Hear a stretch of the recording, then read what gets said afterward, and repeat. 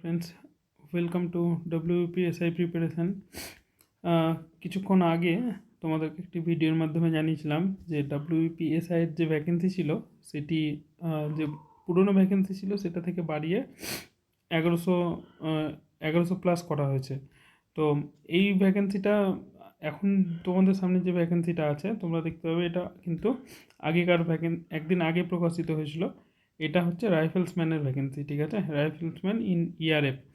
তো এটা হচ্ছে শর্ট নোটিশ, কারণ সামনে তোমরা সবাই জানো যে সামনে ইলেকশন আসছে, আর ইলেকশন এলে যদি মডেল কোড অফ কন্ডাক্ট লাগু হয়ে যায় তখন কোনো রকম কোনো ভ্যাকেন্সি বেরানো বা কোনো কিছুই নতুনভাবে গভর্নমেন্ট পাবলিশ করতে পারে না। সেই জন্য এটা একটা ইন্ডিকেটিভ অ্যাডভার্টাইজমেন্ট দিয়ে এই ভ্যাকেন্সিটা জানিয়ে দেওয়া হয়েছে যে টোটাল 400টা ভ্যাকেন্সি থাকবে, ঠিক আছে।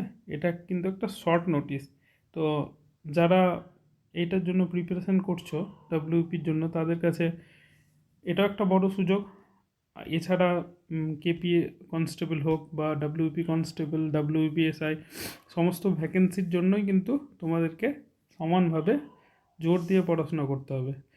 তো এটা জানানোর ছিল বলে তোমাদেরকে একটা শর্ট ভিডিও করে জানিয়ে দিলাম।